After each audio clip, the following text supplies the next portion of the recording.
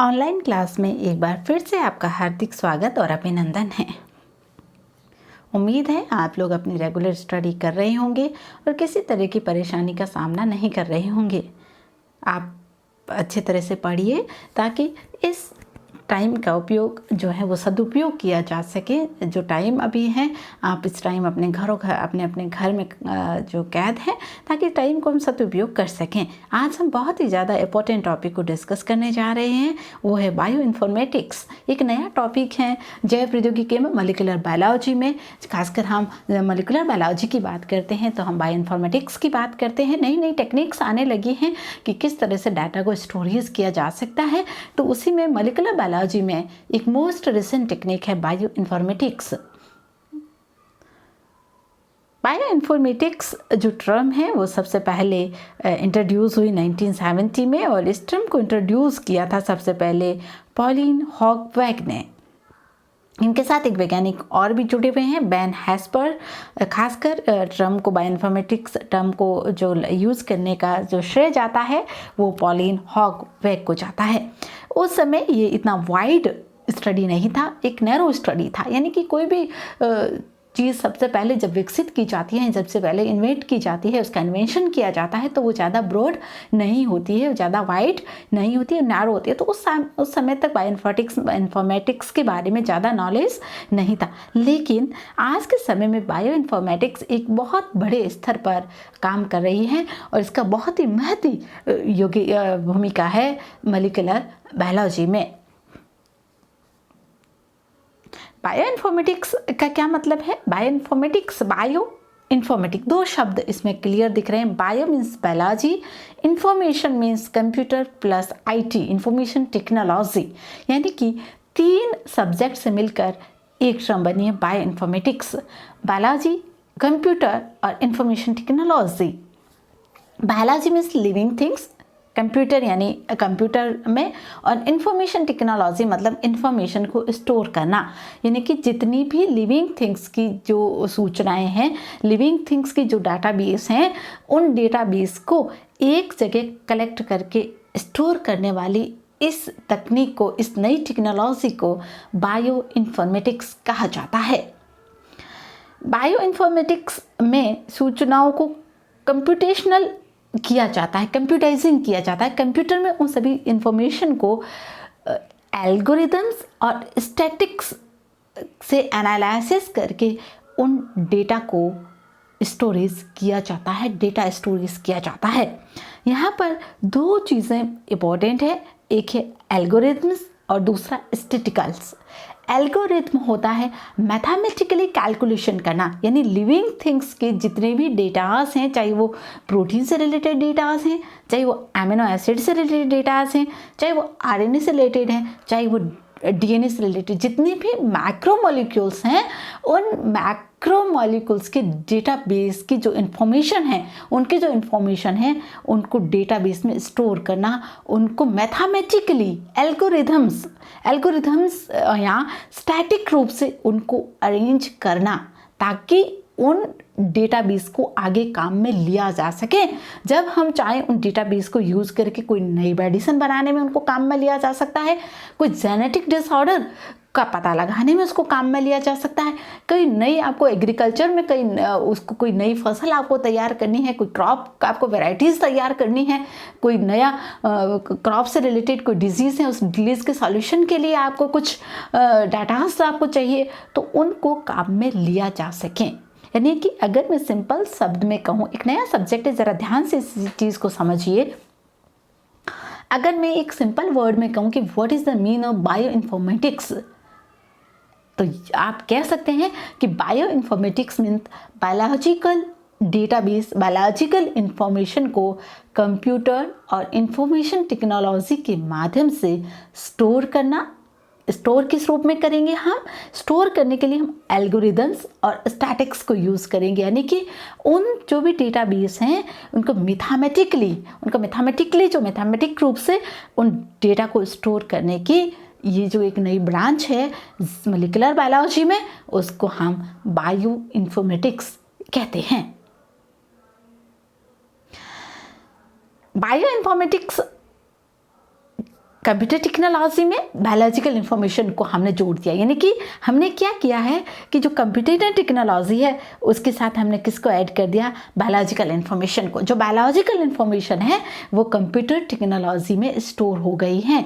अब आप उसको जब चाहें तब काम में ले सकते हैं। ये एक इंटर डिसिप्लिनरी रिसर्च फील्ड है जिसके अंदर बायोलॉजी, कंप्यूटर साइंस, मैथमेटिक्स और स्टैटिक्स को कंबाइन कर दिया गया है।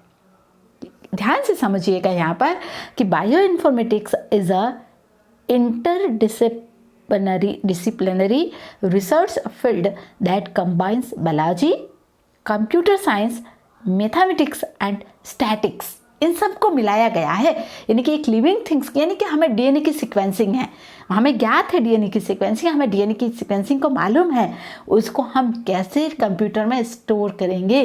कंप्यूटर में उसको स्टोर करने के लिए हमें मैथमेटिक्स तरीके से, स्टैटिक्स तरीके से उसका डेटाबेस तैयार करना है, ताकि उस सीक्वेंस को हम जब चाहें तब उस सीक्वेंस के बारे में जान सकें, उसका 3D इमेज बना सकें, उसमें जो भी डीएनए सीक्वेंसिंग है उनमें कहाँ उस सीक्वेंस में प्रॉब्लम्स हैं, कहाँ जेनेटिक डिसऑर्डर उत्पन्न हो सकता है, उसको हम जान सकें।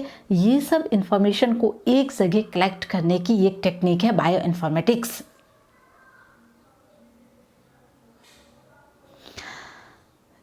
बायो इन्फॉर्मेटिक्स कंप्यूटेशनल आणविक जीव विज्ञान है, अर्थात सजीवों के आणविक लक्षणों और घटकों के लिए कंप्यूटर का उपयोग किया जाता है। इसमें डेटा के प्रबंधन और विश्लेषण के लिए इंफॉर्मेशन टेक्नोलॉजी का उपयोग किया जाता है। जैव वैज्ञानिक अनुसंधानों को बढ़ाने और सब तक पहुंचाने के लिए कंप्यूटर डेटाबेस एंड एल्गोरिदम्स को विकसित किया गया है। यानी कि आम आदमी तक इसकी पहुंच को बढ़ाने के लिए, आम आदमी तक लिविंग थिंग्स की जो भी मॉलिक्यूलर कैरेक्टर हैं, जो मॉलिक्यूलर जो बायोलॉजी है, उस मॉलिक्यूलर बायोलॉजी में जो जितने भी हम लिविंग थिंग्स की बात करते हैं, उन लिविंग थिंग्स के जो डेटाबेस हैं, उन डेटाबेस को हर एक तक पहुंचाने के लिए हमने इस टेक्निक को काम में लिया है। आनुवंशिकी सूचनाओं को जानने, उनका विश्लेषण करने हेतु कंप्यूटर विज्ञान और इंफॉर्मेशन टेक्नोलॉजी के संपूर्ण ज्ञान को बायो इन्फॉर्मेटिक्स कहते हैं। हिंदी में इससे बढ़िया परिभाषा नहीं हो सकती बायो इन्फॉर्मेटिक्स की, कि आनुवंशिकी सूचनाओं को जानने, उनका विश्लेषण करने हेतु कंप्यूटर विज्ञान, सूचना तकनीक एवं आनुवंशिकी का सम्मिलित ज्ञान बायो इन्फॉर्मेटिक्स है। यानी कि biological information plus computer plus information technology, इसको कंबाइन करेंगे तो क्या बनेगा, बायो इन्फॉर्मेटिक्स।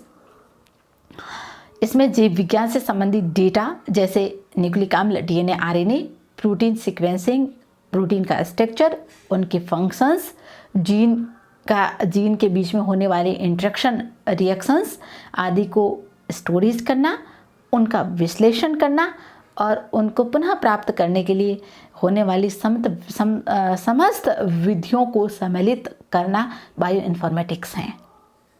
इसके द्वारा जीनोमिक सूचनाओं का उपयोग विभिन्न क्षेत्रों जैसे मानव में होने वाले विभिन्न रोगों की पहचान करना, उन रोगों के निदान हेतु आणविक लक्ष्यों को पहचान कर औषधि निर्माण करना, कृषि उत्पादों का विकास करना, पर्यावरण एवं ऊर्जा संरक्षण में किया जाता है। यानी कि जो भी इंफॉर्मेशन, बायोलॉजिकल इंफॉर्मेशन हमने कंप्यूटर में हमने स्टोरेज की है, उस इंफॉर्मेशन के माध्यम से हम मानव में होने वाले विभिन्न रोगों की जानकारी प्राप्त कर सकते हैं।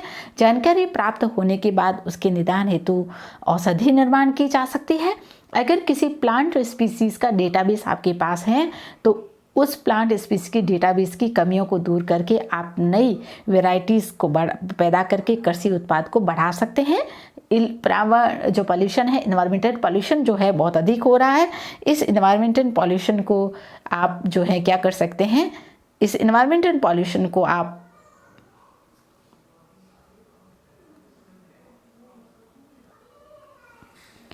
जो इन्वायरमेंटल पॉल्यूशन है, उस इन्वायरमेंटल पॉल्यूशन क्यों हो रहा है, इसको कैसे कम किया जा सकता है, क्या ऐसे हम बायोलॉजिकल रूप से क्या ऐसी चीज़ को डेवलप करें ताकि इन्वायरमेंटल पॉल्यूशन कम हो सके, उस तरह के उत्पादों का उत्पादों का निर्माण भी बायो इन्फॉर्मेटिक्स के माध्यम से हम कर सकते हैं। तो बायोलॉजिकल डेटा जो हैं उनको बायोलॉजिकल डेटा को स्टोर करना, फिर उन डेटा का एनालिसिस करना, डेटा को ऑर्गेनाइज करना और डेटा को रिट्राइव करना, ये पूरा जो सिस्टम है वो क्या कहलाता है?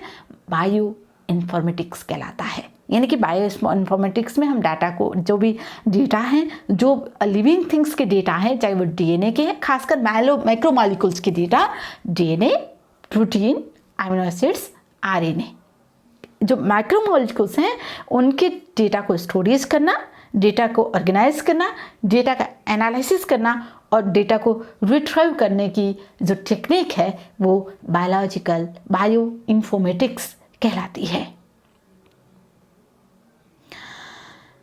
Type of database in bio informatics, हम किस किस तरह के डेटाबेस बायो इन्फॉर्मेटिक्स में काम में ले सकते हैं, उनके क्या प्रकार हो सकते हैं।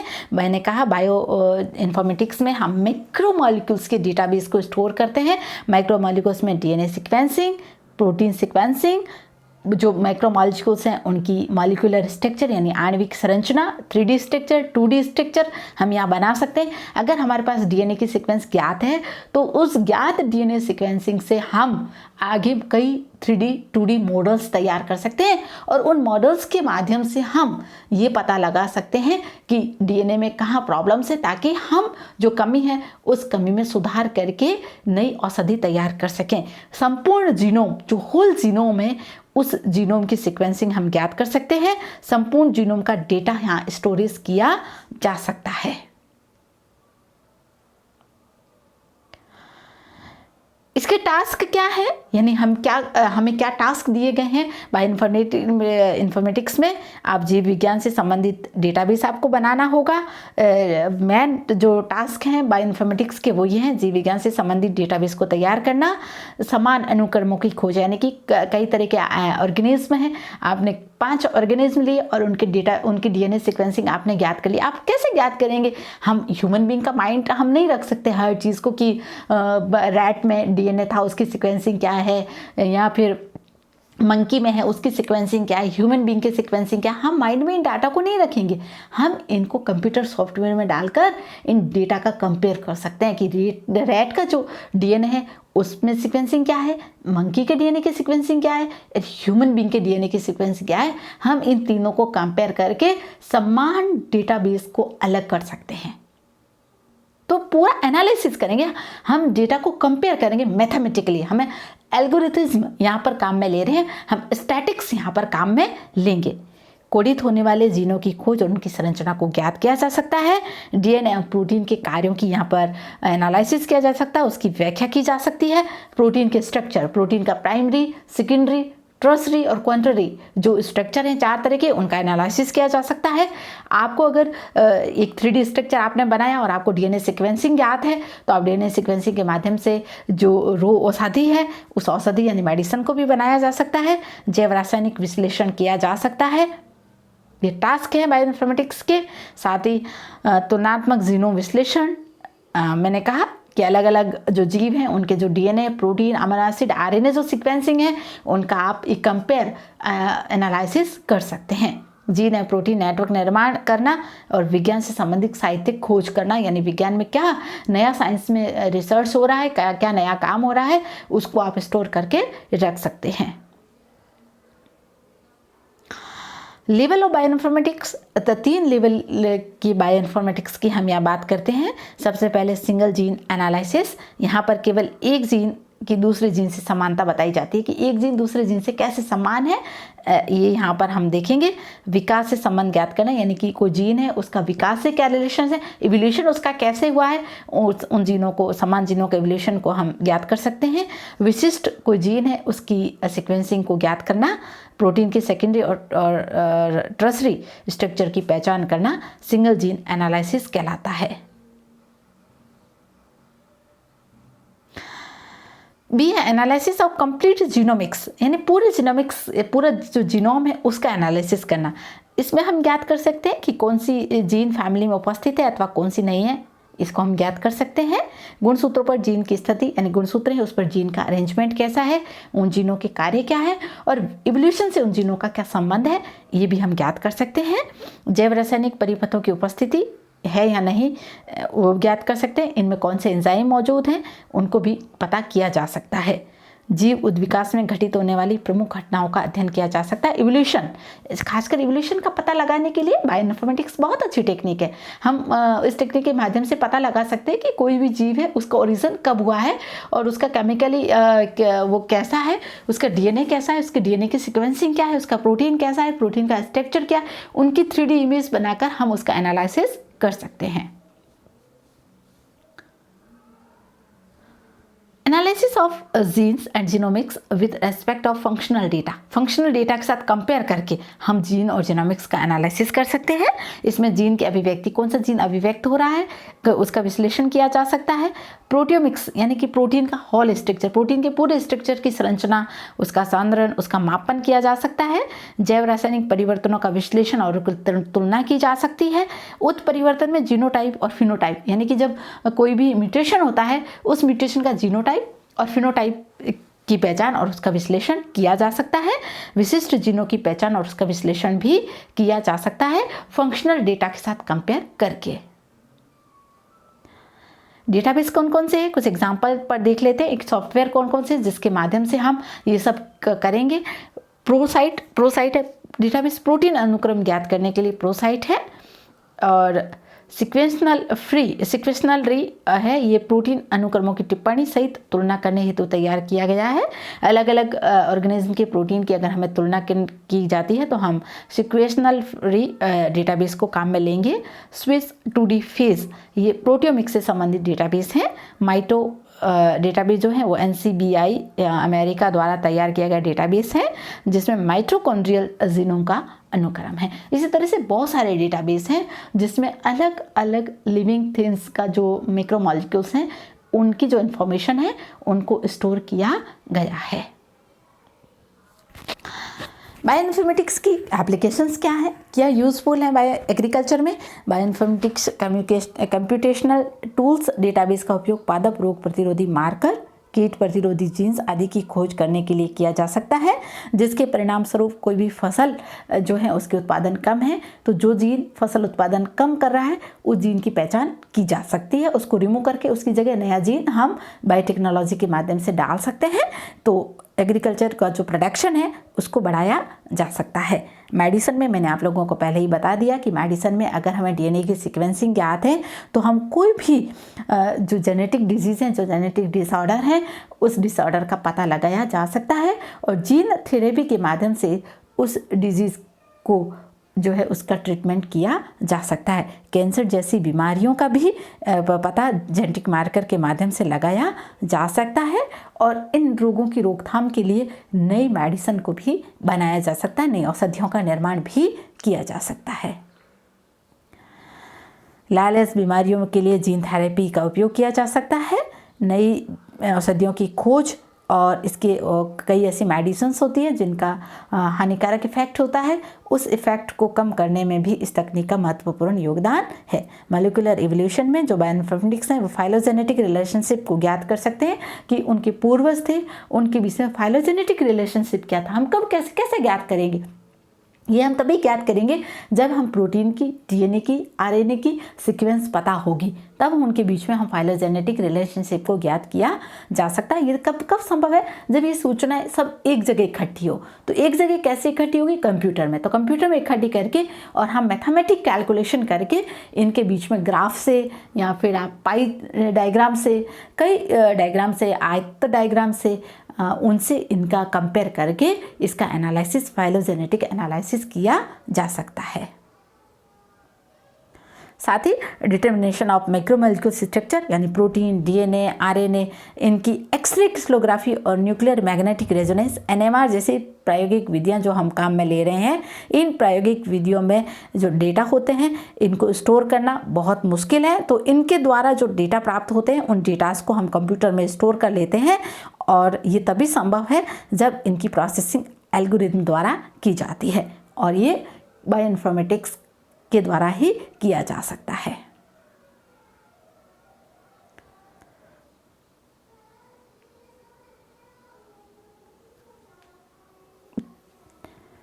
इन जीनोमिक्स एंड प्रोटियोमिक्स, यानी कि होल जीनोमिक्स और प्रोटियोमिक्स यानी प्रोटीन का स्ट्रक्चर, प्रोटीन की प्राइमरी, सेकेंडरी, टर्सरी और क्वांटरी जो स्ट्रक्चर है उसकी जानकारी भी, और उसकी 3D स्ट्रक्चर, 2D स्ट्रक्चर, उनको हम बायोइन्फॉर्मेटिक्स के माध्यम से ज्ञात किया जा सकता है। तो बायोइन्फॉर्मेटिक्स कुल मिलाकर अगर मैं एक लाइन 2 लाइन में समेटना चाहूँ तो बायोइन्फॉर्मेटिक्स है बायोलॉजिकल सूचनाएं, computer plus information technology. In biological जो इन्फॉर्मेशन है उनको कंप्यूटर में मैथमेटिकली स्टैटिस्टिक्स रूप से या एल्गोरिदम के माध्यम से उनको स्टोर करना और उस डाटा का एनालिसिस करना क्या कहलाता है, बायोइन्फॉर्मेटिक्स कहलाता है।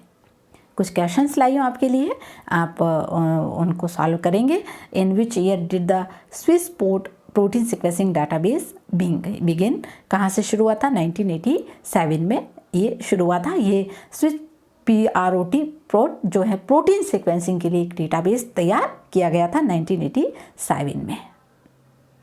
विच of the following scientist created the first bioinformatic database, first bioinformatic database create किया है डी हॉप ने। डी हॉप को फादर ऑफ बायोइन्फॉर्मेटिक्स भी कहते हैं। The stepwise method for solving problem in computer science is called algorithm, यानी कि एक पर्टिकुलर स्टेप में मैथमेटिकली कैलकुलेशन करके पूरे मैथड, पूरी जो डेटाबेस है उसका सोल्यूशन करना क्या कहलाता है, एल्गोरिथम कहलाता है। The term bioinformatics was coined by Paul Hogeweg द्वारा ये टर्म दी गई थी। तो बायोइन्फॉर्मेटिक्स, उम्मीद है आप लोगों ने इस टॉपिक को अच्छे से समझा होगा कि बायोइन्फॉर्मेटिक्स क्या है, कौन से क्वेश्चन एग्जाम में किस तरह के क्वेश्चंस आते हैं। बहुत रिसेंट टॉपिक है तो ध्यान से इसको समझिए, एक बार इसको समझिए, नेक्स्ट टाइम इसको पढ़िए, फिर इसको वीडियो को देखिए ताकि आपके जो कंसेप्ट्स हैं वो अच्छी तरह से क्लियर हो जाए। Thank you.